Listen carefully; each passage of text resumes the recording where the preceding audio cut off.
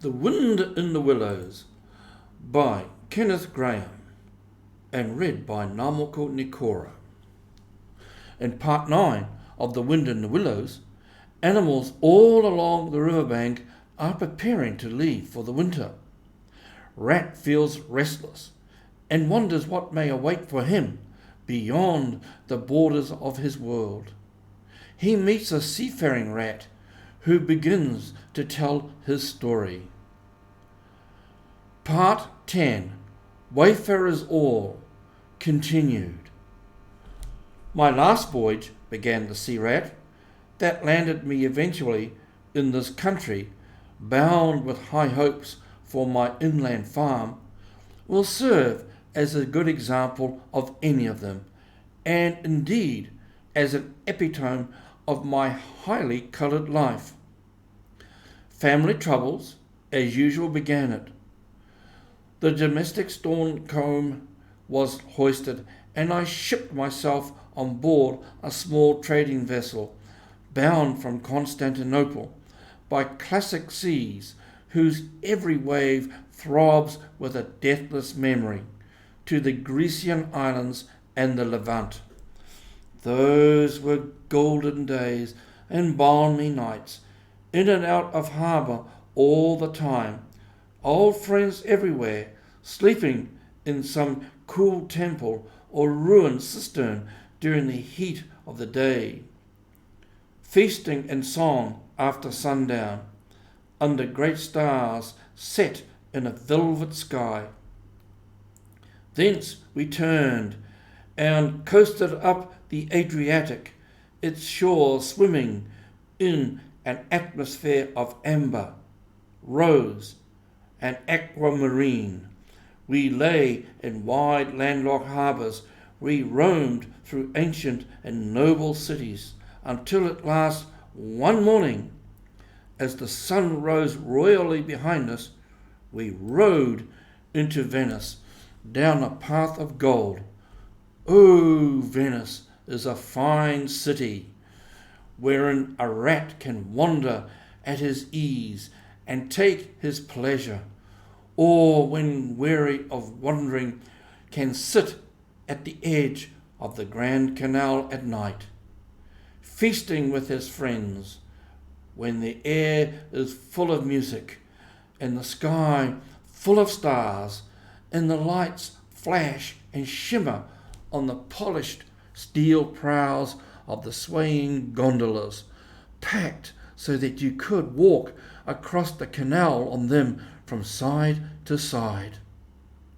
And then the food. Do you like shellfish? Well, we won't linger over that now. He was silent for a time, and the water rat silent too, and enthralled, floated on dream canals, and heard a phantom song pealing high between vaporous grey wave-lapped walls. Southwards we sailed again at last, continued the sea rat, coasting down the Italian shore till finally we made Palermo, and there I quitted for a long, happy spell on shore. I never stick too long to one ship. One gets narrow-minded and prejudiced. Besides, Sicily is one of my happy hunting grounds. I know everybody there, and their ways just suit me. I spent many jolly weeks on the island, staying with friends up country. When I grew restless again, I took advantage of a ship that was trading to Sardinia and Corsica, and very glad I was to feel the fresh breeze and the sea spray in my face once more. But isn't it very hot and stuffy down in the hold, I think you call it? Asked the water rat. The seafarer looked at him with the suspicion of a wink. I'm an old hand, he remarked with much simplicity. the captain's cabin's good enough for me. But it's hard life, by all accounts, murmured the rat, sunk in deep thought. For the crew it is, replied the seafarer gravely, again with the ghost of a wink. From Corsica, he went on, I made use of a ship that was taking wine to the mainland. We made Alisio in the evening, lay to, hauled up our wine casks and hove them overboard, tied one to the other by a long line. Then the crew took to the boats and rowed shorewards, singing as they went and drawing after them the long bobbing procession of casks, like a mile of porpoises. On the sands they had horses waiting, which dragged the casks up the steep street of the little town with a fine rush and clatter and scramble. When the last cask was in, we went and refreshed and rested, and sat late into the night, drinking with our friends, and next morning I took to the great olive woods for a spell and a rest. For now I had done with islands for the time, and ports and shipping were plentiful. So I led a lazy life among the peasants, lying and watching them work, or stretched high on the hillside with the blue Mediterranean far below me. And so at length, by easy stages, and partly on foot, partly by sea, to Marseille, and the meeting of all shipmates, and the visiting of great ocean-bound vessels, and feasting once more. Talk of shellfish! Why, sometimes I dream of the shellfish of Marseille, and wake up crying. That reminds me, said the polite water rat, you happened to mention that you were hungry, and I ought to have spoken earlier. Of course, you will stop and take your midday meal with me. My hold is close by. It is some time past noon, and you are very welcome to whatever there is. Now, I call that kind and brotherly of you, said the sea rat. I was indeed hungry when I sat down, and ever since I inadvertently happened to mention shellfish, my pangs have been extreme. But couldn't you fetch it along out here? I am none too fond of going under hatches, unless I'm obliged to. And then, while we eat, I could tell you more concerning my voyages and the pleasant life I lead.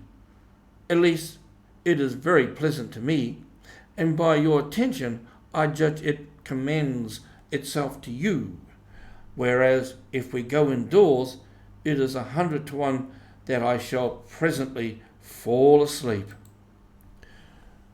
That is indeed an excellent suggestion, said the water rat, and hurried off home.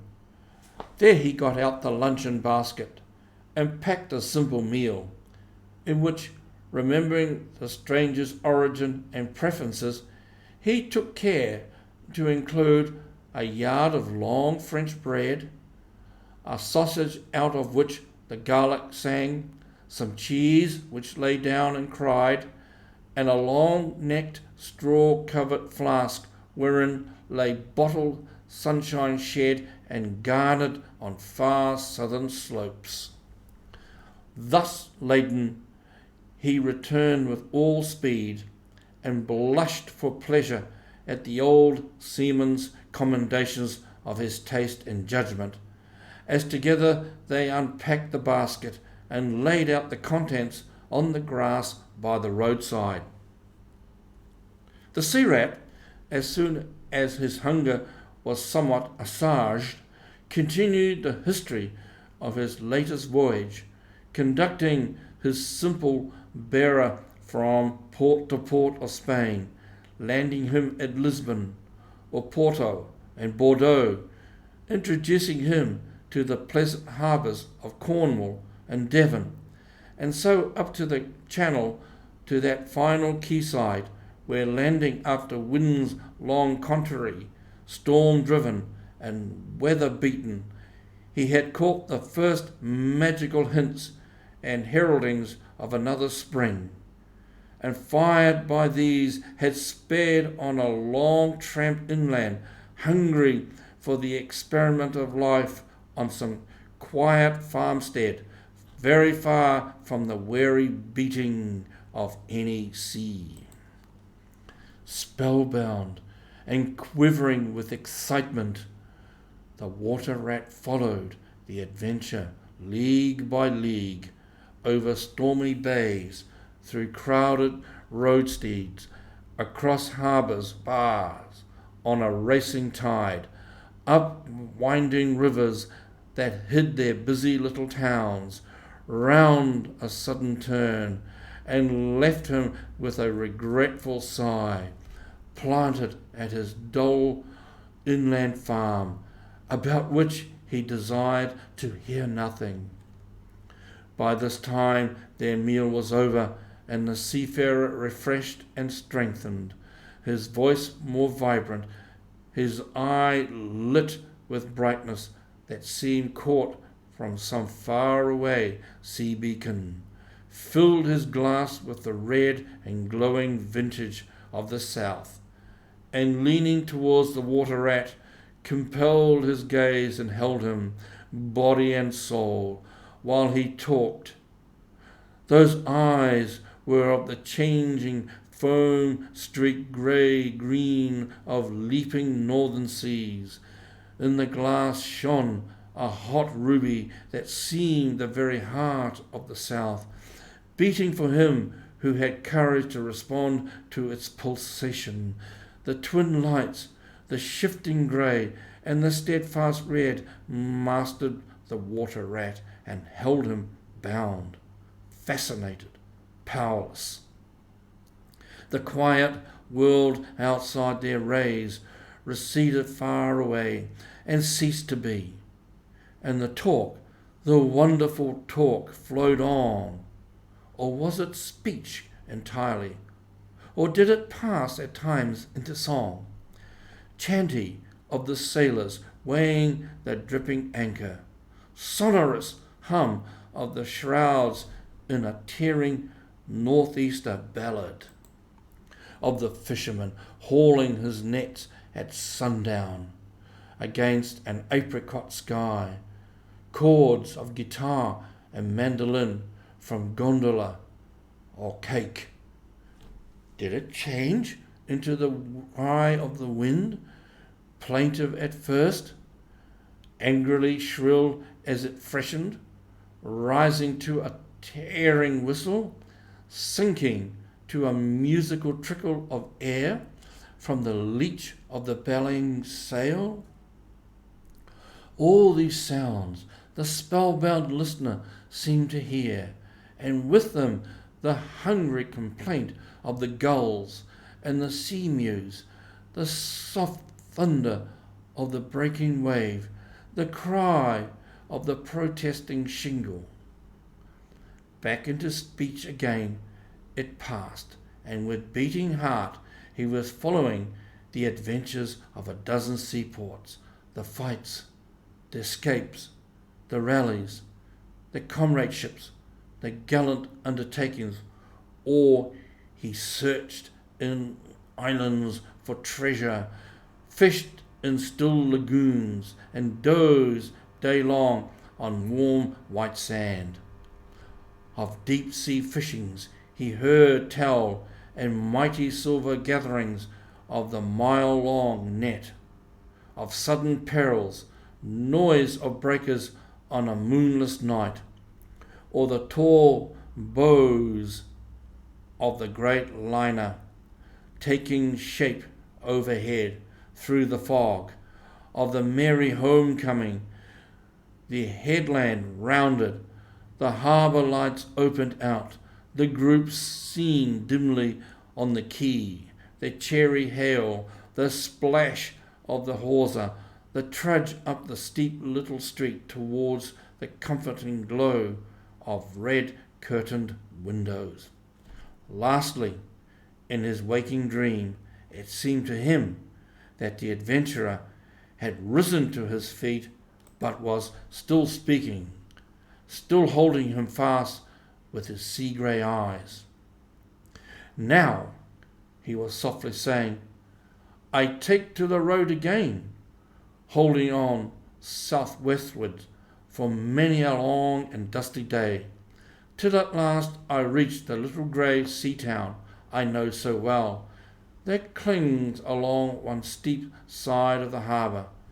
There, through dark doorways, you look down flights of stone steps, overhung by great pink tufts of valerian, and ending in a patch of sparkling blue water. The little boats that lie tethered to the rings and stanchions of the old seawall are gaily painted as those I clambered in and out of in my own childhood. The salmon leap on the flood tide. Schools of mackerel flash and play past quaysides and foreshores. And by the windows the great vessels glide, night and day, up to the moorings on forth to the open sea. There, sooner or later, the ships of all seafaring nations arrive, and there, at its destined hour, the ship of my choice will let go its anchor. I shall take my time, I shall tarry and bide, till at last the right one lies waiting for me, warped out into midstream, loaded low, her bowsprit pointing down harbour. I shall slip on board by boat or along hawser, and then one morning I shall wake to the song and tramp of the sailors, the clink of the capstan, and the rattle of the anchor chain coming merrily in. We shall break out the jib and the foresail. The white houses on the harbour will glide slowly past us as she gathers steering way, and the voyage will have begun.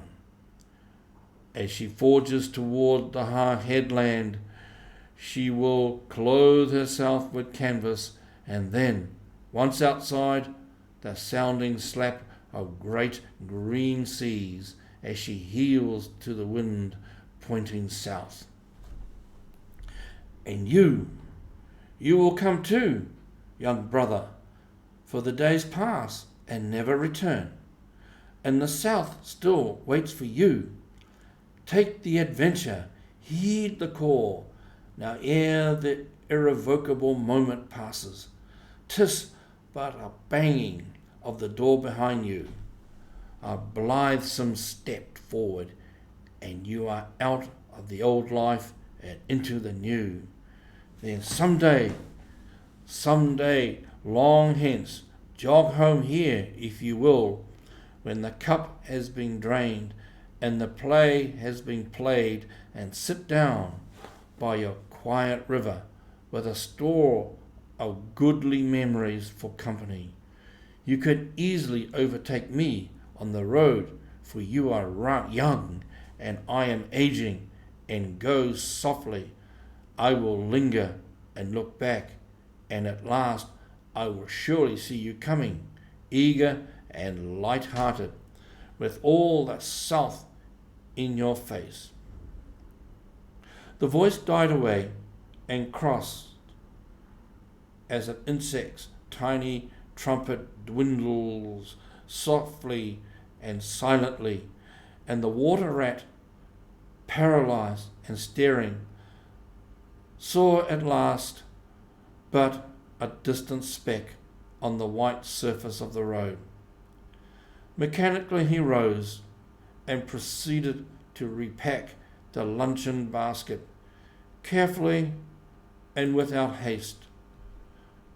Mechanically he returned home, gathered together a few small necessaries and special treasures he was fond of, put them in a satchel, acting with slow deliberation, moving about the room like a sleepwalker, listening ever with parted lips. He swung the satchel over his shoulder, carefully selected a stout stick for his wayfaring, and with no haste, but with no hesitation at all, he stepped across the threshold just as the mole appeared at the door. "Why, where are you off to, Ratty?" asked the mole in great surprise, grasping him by the arm. "Going south with the rest of them," murmured the rat in a dreamy monotone, never looking at him. "Seawards first, and then shipboard, and so on to the shores that are calling me." He pressed resolutely forward, still without haste, but with dogged fixity of purpose. But the mole, now thoroughly alarmed, placed himself in front of him, and looking into his eyes, saw that they were glazed and set and turned a streaked and shifting grey, not his friend's eyes, but the eyes of some other animal. Grappling with him strongly, he dragged him inside, threw him down, and held him.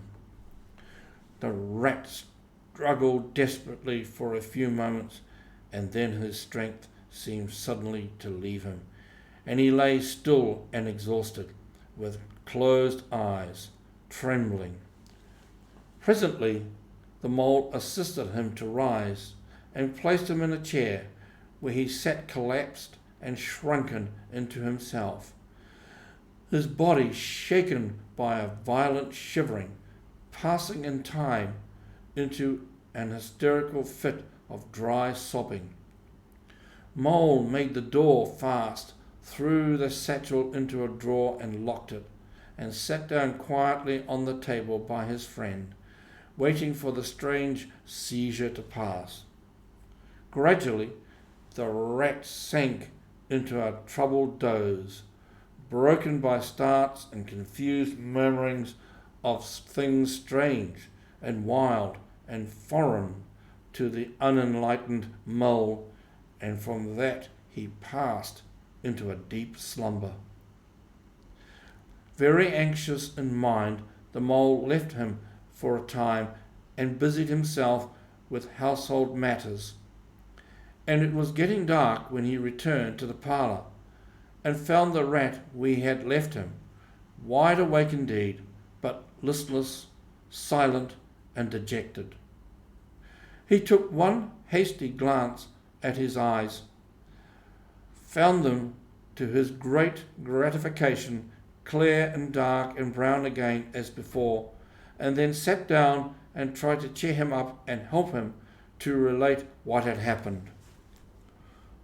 Poor Ratty did his best, by degrees, to explain things, but how could he put into cold words what had most been suggestion, how to recall, for another's benefit, the haunting sea voices that had sung to him, how to reproduce at second hand the magic of the seafarer's 100 reminiscences, even to himself.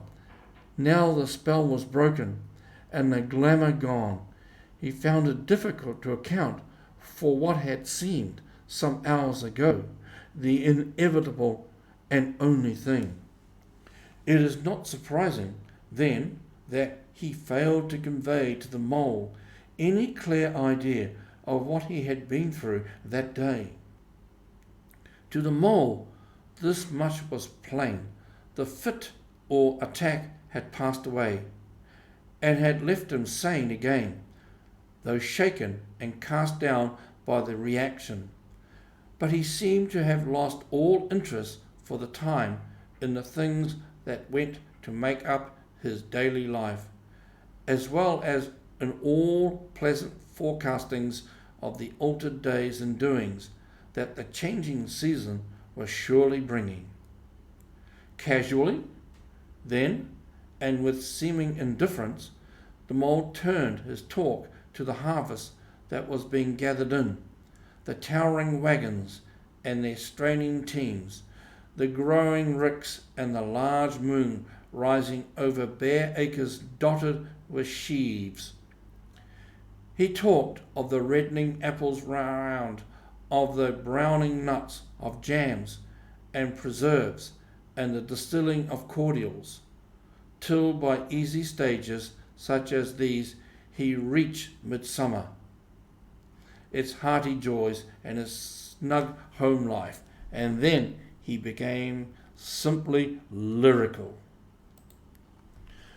By degrees, the rat began to sit up and to join in. His dull eye brightened, and he lost some of his listening air.